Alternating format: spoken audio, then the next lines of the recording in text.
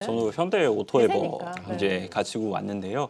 아무래도 이 루미나 테크놀로지하고 메르세데스 벤츠의 이런 자율 이 기술 관련된 이 협약에 대한 부분이 상당히 이 많은 것을 우리에게 이야기를 해주고 있다라고 저는 생각을 하고 있습니다. 지난주 목요일 날 사실 이 관련돼서 뉴스가 나오게 되고 루미나 테크놀로지가 사실 그날 같은 경우에 한 20% 가까운 상승세를 보였다. 결국 장이 안 좋으면서 조금 내려왔던 부분이 있었거든요.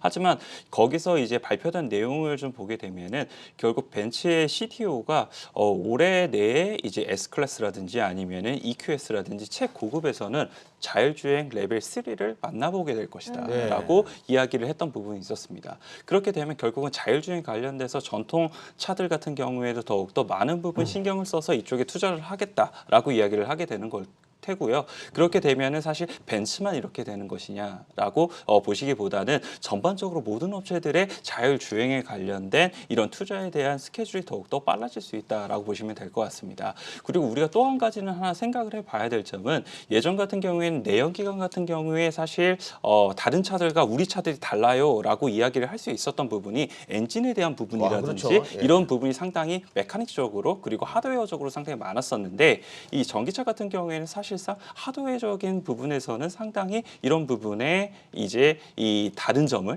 나타내기가 매우 어렵다는 점이죠. 네. 그렇게 되면 결국은 이제 소프트웨어 관련돼서 상당히 더욱더 중요해지게 될 텐데 그런 부분이 결국 자율주행 기술과 이제 이 결부가 될 수밖에 없다라고 보시면 될 것 같고요. 우리의 이 기업이 자동차 기업이죠. 현대차 같은 경우에도 이런 쪽에 더욱더 많은 돈을 투자할 수밖에 없다라고 보시면 될 것 같습니다. 그래서 현대 오토에버 같은 경우에는 현대차 그룹이 사실상 자율주행 관련돼서 계속적으로 투자를 하고 더욱더 확대를 하면 확대를 할수록 돈이 많이 벌릴 수밖에 없는 구조로 지금 사업 비즈니스 모델을 더욱더 확대를 하고 있다라고 보시면 될 것 같고요. 이 현대 오토에버가 예전 같은 경우에는 사실상 이제 그 내비게이션이라든지 이런 네. 쪽만 넣게 되면서 돈이 안 됐던 부분이 상당히 많았었는데 이제 소프트웨어를 전반적으로 모두 다 해주게 되고 그리고 이 소프트웨어를 통해서 나중에는 구독 경제로까지 나가려고 하는 이런 네. 부분이 상당히 많이 진행이 되고자 하고 있습니다. 그래서 모빌진 같은 경우에 지금 현재는 한 10개 차종에만 이 소프트웨어가 들어가고 있기는 하지만